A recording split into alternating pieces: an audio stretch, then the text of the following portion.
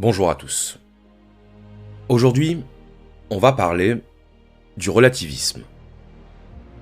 Depuis que j'ai créé cette chaîne, je n'ai jamais vraiment parlé du relativisme, en tout cas pas en détail, et c'est évidemment une lacune que je me devais de corriger, parce que le relativisme est une doctrine très ancienne, c'est une doctrine qui date de l'Antiquité, mais c'est surtout une doctrine qui traverse les âges, qui traverse les siècles et les continents, et qui existe toujours à notre époque. Parmi vous, il y a peut-être des relativistes, sans doute même, ou en tout cas des relativistes qui s'ignorent, comme il y a des stoïciens qui s'ignorent, ou comme il y a des spinoziens qui s'ignorent. Et mon travail aujourd'hui, ça va être de dresser le portrait robot du relativiste, ça va être d'expliquer en quoi consiste cette vision du monde, et de montrer que le relativisme n'est pas seulement une attitude de détachement vis-à-vis du monde, mais que c'est bel et bien une doctrine, et que cette doctrine repose sur une réflexion très riche qui mérite qu'on s'y arrête. Alors déjà, commençons par expliquer ce qu'on entend par relativisme, pour être sûr qu'on parle bien de la même chose. Le relativisme, c'est le fait de considérer que les valeurs partagées au sein d'une société, les valeurs morales principalement, mais même les valeurs sociales ou esthétiques, que toutes ces valeurs dans lesquelles nous croyons sont propres à certaines sociétés, mais pas à d'autres. Autrement dit, que les valeurs dans lesquelles nous croyons ne sont pas des absolus, qu'elles ne sont pas universelles, mais qu'elles sont propres à des cultures, et donc à ce titre, aucune valeur ne peut être considérée comme supérieure à une autre. Je vais évidemment donner des exemples, on va faire en sorte de rendre ça concret, mais retenez déjà cette idée que le relativisme, comme son nom l'indique, c'est l'idée que tout est relatif. Et relatif, ça veut dire relié. Relié à une culture, relié à une époque, à un contexte. Le relativisme, c'est le fait d'être conscient que nous avons les idées de notre condition socio-culturelle, que nous avons les idées de notre situation historique et géographique.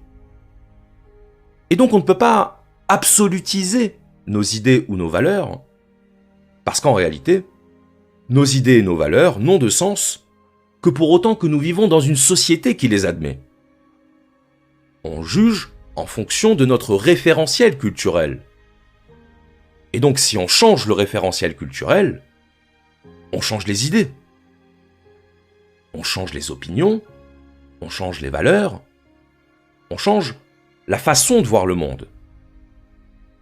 Et donc, poser la question du relativisme, c'est poser la question de l'influence du social et du culturel sur la pensée individuelle. C'est poser la question du conditionnement culturel, du conditionnement de notre rapport au monde, et c'est se demander si, tout bien considéré, toutes les idées ne se vaudraient pas. C'est se demander en quoi nos valeurs, en quoi nos idées seraient les bonnes. Poser la question du relativisme, c'est poser la question de la relativité de nos jugements, c'est-à-dire du fait que nos jugements sont relatifs à une situation et donc ils ne sont jamais absolus. Nos jugements ne sont jamais détachés de leur contexte d'émergence. Et c'est là-dessus qu'on va se pencher aujourd'hui. Alors, j'avais dit que je prendrais des exemples de valeurs relatives, d'idées relatives, pour montrer justement en quoi elles sont relatives et ce que ça signifie. Alors on va prendre un cas qui est le cas de la peine de mort. En France, la peine de mort n'a plus cours. Elle a été abolie en 1981, c'était sous la présidence de François Mitterrand. Et 40 ans plus tard, on peut dire que la société française n'a plus tout à fait la même opinion concernant la peine de mort. Alors en l'occurrence, il se trouve que la peine de mort, c'est un sujet qui continue de diviser l'opinion en France. Il y a des raisons pour ça, on en parlera. Mais globalement, à partir du moment où la peine de mort a été abolie, l'opinion sur la peine de mort a changé. Elle a commencé à évoluer. Elle a commencé à évoluer parce qu'on n'a pas le même regard sur une chose selon que cette chose est en vigueur ou n'est pas en vigueur. Dans une société où la peine de mort est en vigueur, elle est de fait considérée comme normale. Ce qui est normal, c'est ce qui correspond à la norme. Normal, c'est qui suit la norme. Or, une pratique est d'autant plus normale qu'elle est répandue. Une pratique se normalise à mesure qu'elle se répand. Donc l'opinion qu'on a sur une pratique ou sur une croyance, elle dépend directement de notre immersion dans ces pratiques et dans ces croyances. Ça ne veut pas dire qu'on est tous des automates qui se contentent de reproduire les opinions majoritaires. Mais ça veut dire que notre positionnement vis-à-vis du monde dépend de notre position dans ce monde. On se positionne idéologiquement, on se positionne moralement, intellectuellement, à partir de notre position, c'est-à-dire de notre enracinement dans un contexte. Et c'est ça qui fait qu'il n'est pas du tout absurde de parler, par exemple, d'une mentalité bourgeoise, ni même d'une mentalité populaire. Parce qu'on a la mentalité de ses habitudes. On a le logos de son ethos. Ce que Bourdieu appelait des habitus. Une habitude, c'est ce dans quoi on habite. Et par ricochet, c'est ce qui nous habite. Ou ce qui nous habille. Les habitudes sont les habits de notre mentalité. Donc tout ça pour dire, je n'oublie pas où j'en étais, que être contre la peine de mort dans un pays qui a aboli la peine de mort, c'est tout aussi normal que d'être pour la peine de mort dans un pays qui pratique la peine de mort. Parce que ça a une influence. Et je disais tout à l'heure que l'opinion continue d'être divisée sur ce sujet en France. Là encore, le contexte. Entre 2011 et 2012, on est passé de 35% à 45% d'opinion favorable à la peine de mort. Or, qu'est-ce qu'il y a eu entre les deux ? Il y a eu les attentats de Toulouse. La première vague d'attentats de grande ampleur. Or, il est évident qu'être pour la peine de mort pour des assassins d'enfants, ça n'a pas tout à fait la même signification qu'être pour la peine de mort tout court. Ce n'est pas le même contexte. Le contexte, c'est ce qui fait que les Romains pratiquaient la condamnation à mort en mettant les condamnés à mort dans des costumes en paille auxquels ils mettaient le feu. Et ils en profitaient pour faire une fête. Joindre l'utile à l'agréable. Parce que dans la conception des Romains, condamner à mort un criminel, ce n'était pas violer les droits de l'homme. C'était rendre la justice. Pour les Romains, jeter les criminels du haut d'une falaise, ce n'était pas cruel et inhumain. Ça allait de soi. Et c'était aussi respectable que de se battre pour l'abolition de la peine de mort au XXe siècle. Parce qu'entre-temps, les pratiques ont changé. Parce qu'entre-temps, les mœurs se sont adoucies. Et l'adoucissement prélude à l'assouplissement. Donc si on pose la question « Qui avait raison, des Romains ou des modernes ?», la réponse est « Ça dépend ». Ça dépend de votre position. Si vous vivez dans un monde dans lequel l'un des principes fondateurs est le caractère sacré de la vie humaine, vous n'aurez pas la même opinion que si vous vivez dans un monde qui différencie ceux dont la vie est sacrée et ceux dont la vie ne l'est pas. Donc, qui a raison ? Eh bien, ça dépend de votre référentiel. Ça dépend du paradigme dans lequel vous vous placez. Eh bien, c'est ça, le relativisme. C'est l'idée que, selon le contexte, tous les points de vue peuvent se défendre. C'est l'idée qu'il n'y a pas un point de vue au-dessus des autres. Parce que le propre d'un point de vue, c'est toujours de se placer au-dessus des autres. C'est toujours de prétendre à la hauteur de vue. Un point de vue se vit toujours comme une vérité. Il se vit comme un absolu. Forcément, puisque nous sommes notre point de vue. Notre point de vue est donc un absolu. Notre absolu. Eh bien, le relativisme, c'est comprendre que toute personne a de bonnes raisons de penser ce qu'elle pense.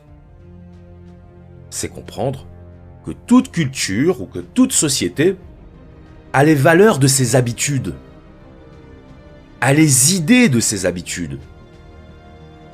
Et qu'en définitive, il n'y a pas de hiérarchie à établir. Il n'y a pas de hiérarchie à établir parce qu'une hiérarchie s'établit toujours sur nos propres critères. Juger notre mentalité supérieure à la mentalité d'autrui, c'est juger la mentalité d'autrui à partir de notre mentalité à nous. C'est juger les critères d'autrui à partir de nos propres critères. Donc c'est mettre la réponse dans la question. Ce que nous dit le relativisme, c'est qu'on aura beau avoir les meilleurs arguments pour défendre les idées qui sont les nôtres et les valeurs qui sont les nôtres, ce ne seront jamais que des arguments à partir de notre point de vue. Et un point de vue n'est qu'un point de vue. Un point de vue égale un point de vue. Donc vous le voyez, il y a dans le relativisme un refus de la hiérarchie. Il y a une horizontalisation du vrai. Qu'est-ce que je veux dire par là ? Je veux dire que, d'un point de vue relativiste, il n'y a pas de vérité. D'un point de vue relativiste, il n'y a pas de bien. Pas de bien au sens de bien absolu. Il n'y a pas de bien absolu. Il n'y a que des biens relatifs. Relatifs à un point de vue. Relatifs à un contexte. Pour reprendre le vocabulaire platonicien, il n'y a pas de bien en soi. Le bien en soi, pour les relativistes, c'est un délire. C'est un fantasme. Le bien en soi, le vrai universel, la justice transcendante, tout ça, c'est de la projection. C'est la projection du point de vue en tant qu'il cherche naturellement à s'absolutiser. À s'absolutiser, c'est-à-dire à s'universaliser. À se croire universel. Parce que quand on croit quelque chose, on croit simultanément que ce en quoi on croit est vrai. On ne croit pas en quelque chose qu'on estime faux. On croit toujours en quelque chose qu'on estime vrai. Et parce qu'on l'estime vrai, on oublie que c'est notre estimation qui la rend vraie. La vérité est une estimation subjective du vrai. Et donc le relativisme, c'est l'idée qu'il faut reconnaître que tout ce en quoi on croit provient d'une estimation. D'une estimation à partir d'un point de vue. Notre point de vue. Et qu'un point de vue ne peut jamais s'affranchir de sa propre partialité. Un point de vue peut s'imaginer qu'il s'émancipe de lui-même, qu'il transcende ses propres frontières. Mais, à moins d'avoir atteint le nirvana, on est tous dépendants de notre subjectivité. Et l'objectivité qu'on imagine pouvoir atteindre, c'est l'objectivité telle que la perçoit notre subjectivité. Ça, c'est ce que Kant a vraiment été le premier à mettre en avant, à savoir les limites de la subjectivité. Les limites de la subjectivité, les limites de la raison et de la sensibilité individuelle, parce que l'être humain n'est pas un être omniscient. Parce que l'être humain est calibré sur le plan cognitif pour percevoir le monde de manière réduite. On ne peut pas voir plus de 3 faces du dé en même temps. On ne peut pas voir en deçà des infrarouges et au-delà des ultraviolets. Il y a un spectre de visibilité qui montre bien la limitation structurelle de notre point de vue. Comprenez ce que ça veut dire ? Ça veut dire que notre point de vue sur le monde est toujours fragmenté. Nous sommes un fragment de conscience qui a affaire au monde, et notre savoir n'est que la reconstruction, plus ou moins cohérente, de tous nos points de vue. Or, cette idée, l'idée d'horizontalisation du vrai, l'idée de la subjectivité radicale de tous nos jugements, c'est l'idée fondatrice du relativisme. Tout est relatif, ça veut dire tout dépend du point de vue. Tout est vrai pour celui qui le vit. Tout est juste pour celui qui l'estime ainsi. Parce que fondamentalement, il n'y a aucune raison d'accorder un statut privilégié à un point de vue plutôt qu'à un autre. Le principal représentant du relativisme dans l'Antiquité, c'était Protagoras. Alors Protagoras, si vous vous renseignez sur lui, vous verrez qu'il est affublé de l'étiquette de sophiste. Alors un sophiste de nos jours, c'est un usurpateur intellectuel. C'est un beau parleur. Quelqu'un qui tord la vérité par des procédés rhétoriques fallacieux. Mais à l'époque, un sophiste, c'était un professeur. C'était un professeur qui détenait un savoir. La seule différence avec les professeurs, disons, classiques, c'est que le sophiste avait la faculté de professer un savoir autant que le savoir opposé. En général, un professeur, par exemple, un professeur d'histoire, il va vous donner une seule version de l'histoire. Il ne va pas vous dire « Napoléon a remporté la bataille d'Austerlitz en 1805, mais en même temps, il ne l'a pas remportée. » Non. On trouverait ça aberrant. On trouverait ça aberrant parce que 2 choses contradictoires entre elles ne peuvent pas être vraies en même temps.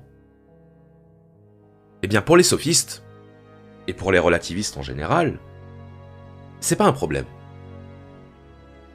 C'est pas un problème parce qu'à partir du moment où on considère que tout est une question de point de vue, eh bien, la bataille d'Austerlitz, c'est une question de point de vue. Après tout, il y a bien des personnes qui estiment qu'il y a un roi de France actuellement. Je ne parle pas du président de la République. Je parle d'un vrai roi. Le descendant des Capétiens, qui s'appelle Louis de Bourbon, Louis XX, eh bien, il y a un courant monarchiste qu'on appelle les légitimistes et qui considère Louis XX comme l'actuel roi de France. Et dans leur paradigme, dans leur référentiel idéologique, ça a du sens. Ça a même bien plus de sens à leurs yeux qu'un président élu par le peuple. Parce que dans leur vision du monde, il y a un rang à la naissance, il y a un sang royal, et donc leurs valeurs et leurs idées découlent de ce postulat initial. Leurs opinions découlent de leur référentiel. Le référentiel, c'est l'univers mental et sensoriel à partir duquel on construit nos jugements. Donc, un sophiste, c'est quelqu'un qui va adapter son référentiel au point de vue qu'il cherche à défendre. Et comme il est payé pour défendre un point de vue, comme son métier, c'est d'incarner un point de vue, comme le font les comédiens, il ne s'embarrasse pas de questions aussi abstraites que la vérité. Le sophiste, c'est celui qui a intégré la relativité des opinions et qui se sert de cette relativité des opinions pour défendre le point de vue pour lequel on l'aura payé. Le sophiste, c'est le relativiste en action. Parce que c'est le relativiste qui a compris que si tout est relatif, la morale aussi est relative. Et donc se faire payer pour défendre un point de vue le lundi et le point de vue opposé le mardi, c'est ni bien ni mal. C'est une question de point de vue. Pour les relativistes, tout est une question de point de vue. Et ce qui agaçait Socrate, ce n'est pas seulement le fait que les sophistes étaient payés pour leurs enseignements, parce qu'après tout, Socrate ne se faisait pas payer officiellement, mais il vivait au crochet de ses amis. Donc si on veut aller par là, pas sûr que Socrate soit le mieux placé. Mais surtout ce qui révoltait Socrate, c'était que les sophistes, par leur relativisme, par leur capacité à défendre un point de vue autant que le point de vue opposé, ce qu'ils enseignaient, c'est le nihilisme. C'est-à-dire la version politique du relativisme. Le fait de ne croire en rien. Le fait de rejeter tout ce qui est établi. Et donc par conséquent, de renoncer à la vérité. Socrate pensait qu'il y avait une vérité. Il ne pensait pas que tout était une affaire de point de vue, et qu'il y avait bien une transcendance des idées, une transcendance du vrai et du bien.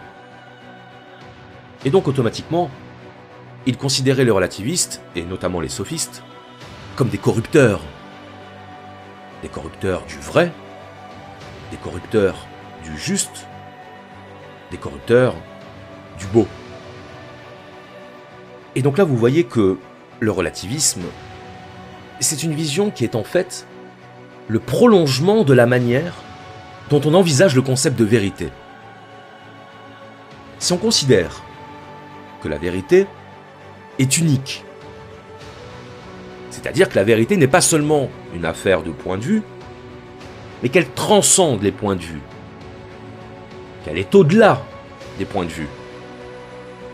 Si vous considérez que la vérité est unique, c'est-à-dire que la vérité n'est pas seulement une affaire de point de vue, mais qu'elle transcende les points de vue, qu'elle est au-delà des points de vue, alors vous n'êtes pas relativiste. Si au contraire, vous pensez qu'il n'y a pas de vérité unique et absolue, qu'il n'y a pas un bien, un vrai, un juste, mais que tout ça est lié à la subjectivité, et qu'on ne peut pas sortir de cette subjectivité, alors vous êtes relativiste. Mais peut-être vous en êtes-vous rendu compte, dans notre petite exploration du relativisme, on a en fait évoqué deux relativismes. Et maintenant, on va distinguer ces deux relativismes, ces deux formes de relativisme, pour voir s'il est réellement pertinent de les différencier ou pas. Le premier relativisme qu'on a évoqué, c'est le relativisme des valeurs. Le relativisme des valeurs, c'est le fait de considérer que les normes que nous reconnaissons comme justes, je parle des normes morales ou des normes sociales, que ces normes sont relatives à une société, sont relatives à une époque ou à une culture, Et que donc nos valeurs n'ont finalement de valeur que celles qu'on leur donne. Autrement dit, le relativisme des valeurs, c'est le fait de dire qu'il n'y a pas un modèle normatif meilleur qu'un autre, qu'il n'y a pas de modèle normatif supérieur à un autre, et donc que le bien et le mal, le juste et l'injuste, ne seraient pas des absolus. Le bien et le mal dépendent d'abord de notre conception du bien et du mal, ils dépendent de notre histoire, ils dépendent de notre évolution, de notre sensibilité, et partant de là, l'idée d'une hiérarchie des valeurs apparaît comme impossible. Parce que pour juger de la supériorité ou de l'infériorité d'un système de valeurs, il faut forcément se référer à des critères qui ne sont pas neutres. Prenons un exemple. La liberté. La liberté au sens de liberté individuelle. Il y a des sociétés qui ne considèrent pas la liberté individuelle comme un idéal. Il y a des sociétés où la liberté n'est pas perçue comme une valeur fondamentale. Nous, occidentaux modernes, nous considérons la liberté individuelle comme une valeur fondamentale, comme une valeur sacrée, parce que notre histoire nous a conduits à considérer la liberté comme sacrée.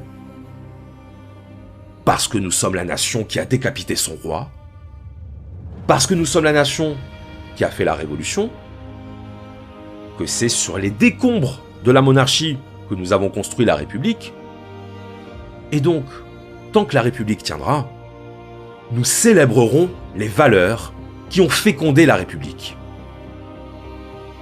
Mais c'est logique. C'est presque du tribalisme. La tribu s'organise autour de certains principes, la liberté, l'égalité, le progrès. Ces principes constituent la colonne vertébrale de la tribu, son totem. On se réunit autour du totem, on communie autour du totem, et si quelqu'un vient briser le totem, la tribu implose. La tribu se dissout. Donc on protège le totem. On lui rend grâce. On le fétichise.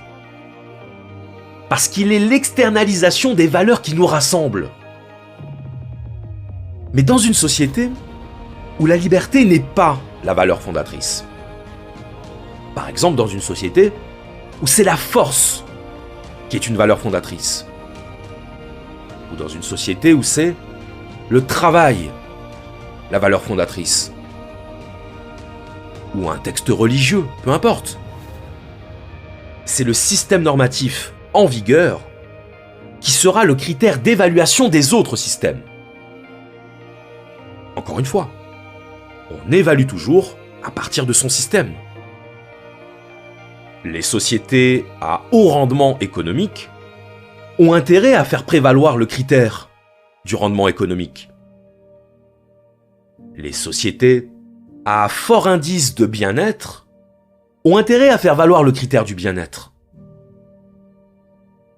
Et les sociétés très pieuses ont intérêt à combattre au nom de Dieu.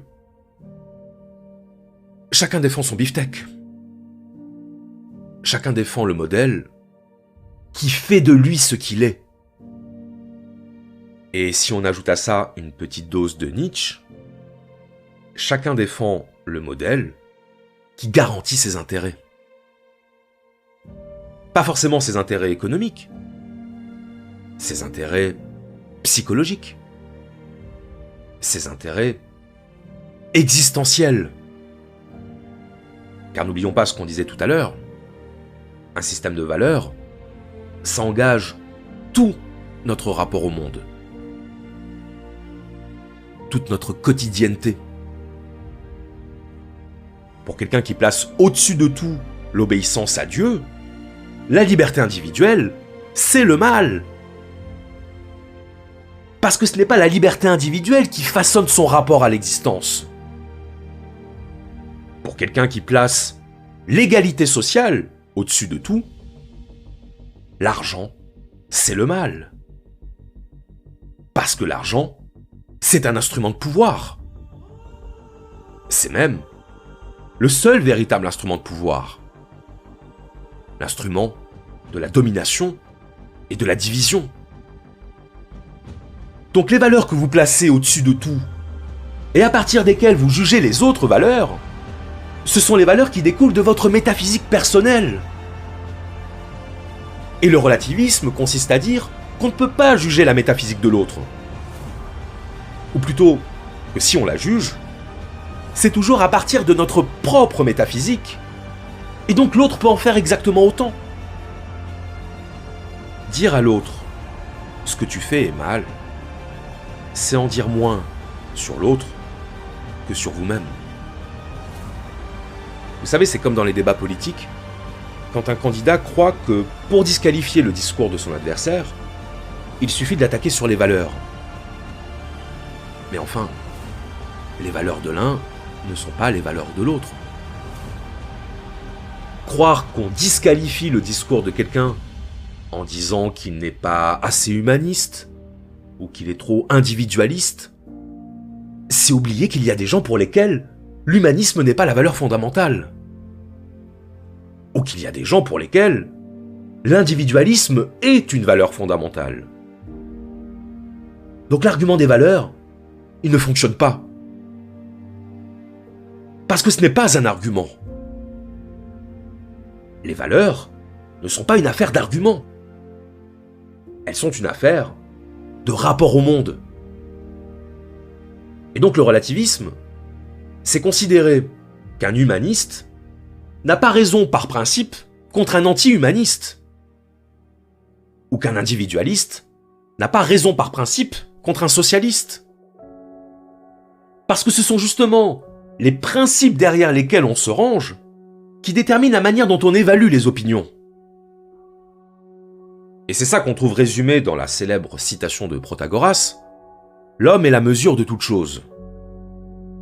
L'homme est la mesure de toute chose, ça veut dire l'homme est à lui-même son propre critère d'évaluation.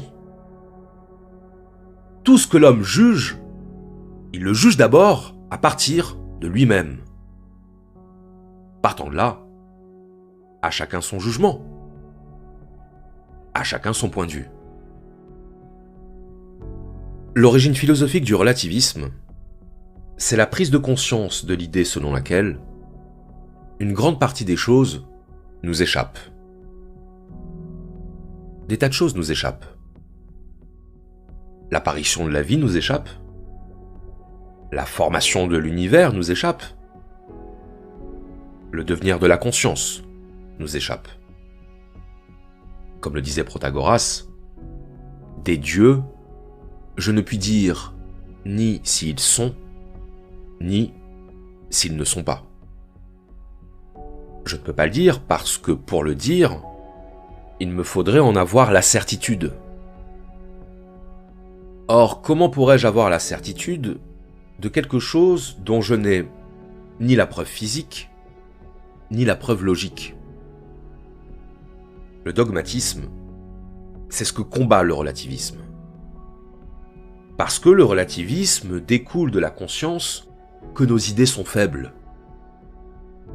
Nos idées sont faibles comparées à ce qu'elles cherchent à atteindre. Et c'est là qu'on en arrive au deuxième relativisme, ou plutôt à la deuxième forme du relativisme, le relativisme de la connaissance. Et pourquoi ce deuxième relativisme a-t-il quelque chose de particulier ? Eh bien, parce qu'il nous met en présence d'un gros problème. Le relativisme des valeurs, c'est quelque chose qu'on peut envisager. On peut l'envisager parce qu'on a tous déjà fait l'expérience de l'altérité des valeurs. On a tous déjà vu, que ce soit à l'étranger ou chez des populations d'origine étrangère, des coutumes, des pratiques, des croyances qui ne sont pas les nôtres, mais qu'on peut comprendre. Ou en tout cas, dont on admet qu'elles aient un sens pour ceux qui y croient, même si elles n'en ont pas pour nous. Un sens qui nous échappe. On peut ne pas croire en Dieu, mais comprendre que des gens prient.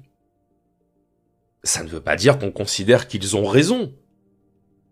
Ça veut dire qu'on comprend qu'ils ont leur raison. On peut être anti-impérialiste et comprendre que des gens admirent Napoléon. Parce que même si on n'est pas sensible à l'esprit de conquête, on admet que certaines personnes puissent l'être. Donc, sans être relativiste, on peut être respectueux des croyances et des pratiques de l'autre. Ça ne veut pas dire qu'on les place au même niveau que les nôtres dans notre hiérarchie personnelle. Ça veut dire qu'on admet la possibilité de leur existence. Mais dès lors qu'il ne s'agit plus de valeur, mais qu'il s'agit de la connaissance. Autrement dit, dès lors qu'il s'agit de ce qui est vrai et de ce qui est faux. C'est plus compliqué d'être relativiste. Parce que qu'est-ce que ça signifie que toutes les conceptions du vrai se valent? Ça signifie qu'il n'y a pas de vérité. Et s'il n'y a pas de vérité, ça veut dire que tout est à la fois vrai et faux. S'il n'y a pas de vérité, il n'y a pas de mensonge. Il n'y a pas de manipulation. Il n'y a pas de torsion de la vérité. Et ça marche pas. Pourquoi ça marche pas? Parce que si je dis qu'un carré est une figure à 4 côtés, et qu'on me répond que non, un carré est une figure à 3 côtés, ça veut dire que je devrais considérer que les deux phrases sont vraies en même temps. Et ça, c'est pas possible. C'est pas possible pour des raisons logiques. Or, la logique ne peut pas être relative. La limite du relativisme, c'est la logique. Et c'est là qu'il va falloir être attentif. La logique ne dépend pas du point de vue. La logique ne dépend pas de la subjectivité. Si A est plus grand que B et que B est plus grand que C, alors A est plus grand que C. C'est comme ça, c'est définitif, il n'y a pas moyen de contourner. Donc la logique n'est pas relative. Mais ce qui est relatif en revanche, c'est la forme de notre logique. Qu'est-ce que c'est la forme de notre logique? C'est sa structure. C'est la manière dont elle fonctionne. Or, notre logique fonctionne sur le principe de la dualité. C'est une logique binaire. Par exemple, soit une chose existe, soit elle n'existe pas. Il n'y a pas d'entre-deux. Une chose ne peut pas à la fois exister et ne pas exister. Ça nous paraîtrait absurde.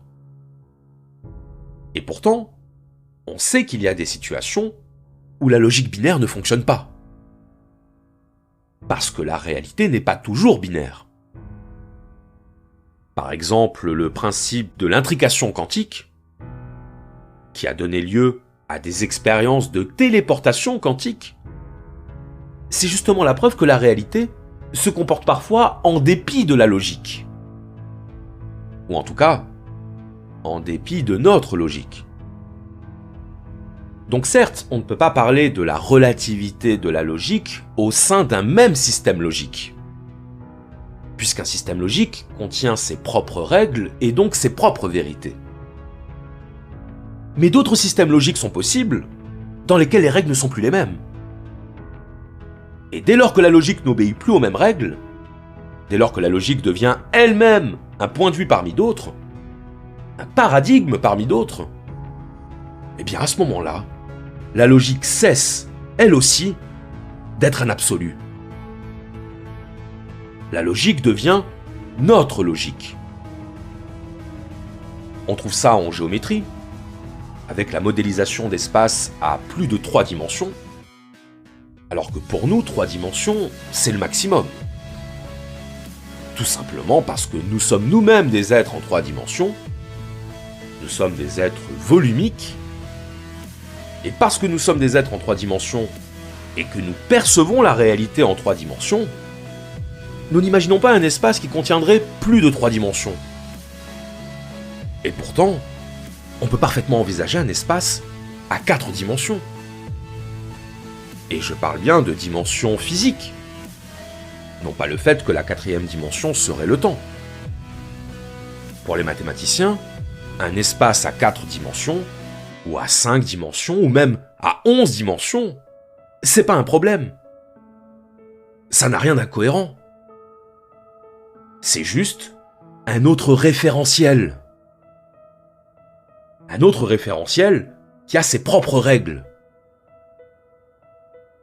Et donc le relativisme de la connaissance, ce n'est pas tant l'idée qu'il n'y aurait pas de vérité, ou qu'une vérité scientifique aurait la même valeur que l'opinion de Monsieur Tout-le-Monde. C'est l'idée que nos connaissances ne sont vraies que dans le cadre du référentiel dont elles proviennent. Et qu'un référentiel humain n'a pas de raison particulière d'être le seul référentiel potentiellement valable. On peut imaginer un référentiel logique dans lequel le vrai et le faux se superposent ou se chevauchent. Et dans ce référentiel-là, nos raisonnements volent en éclats. La difficulté étant que notre équipement cognitif nous retient dans une logique binaire. Et donc, tout ce qui s'en écarte sera perçu, de notre point de vue, comme n'ayant pas de sens. Le relativisme, c'est la reconnaissance de la pluralité fondamentale des conceptions possibles du monde, en même temps que le renoncement à atteindre son sens ultime. Je cite. L'idée que l'homme est la mesure de toute chose permet de s'accommoder d'une réalité contradictoire.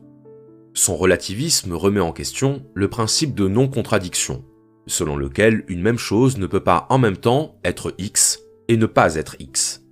Par exemple, si l'homme est la mesure de toute chose, une personne qui voit une fleur rouge dans un arbre et une autre personne, daltonienne, la voit verte, on peut dire alors que la fleur est à la fois verte et rouge. De même, si une personne croit que les lapins sont des reptiles, et une autre croit que les lapins ne sont pas des reptiles, alors on peut dire que les lapins sont à la fois des reptiles et ne sont pas des reptiles. Au reste, cette conception légitime l'idée que ce qui est majoritaire dans l'opinion a une valeur supérieure. En effet, si l'on suit la logique attribuée à Protagoras, comme la réalité dépend de ce que chacun perçoit, ressent et croit, le discours de la majorité, discours le plus consensuel, est en même temps le discours le plus vrai. La conception par Protagoras de la vérité tranche avec la conception traditionnelle qu'il existe une seule vérité, celle d'un discours qui décrit fidèlement une réalité elle-même unique et extérieure. La vérité des sophistes, dont Protagoras est un représentant, s'oppose à celle des philosophes. Elle est susceptible de degrés et de changements au gré des fluctuations des croyances et des émotions des humains.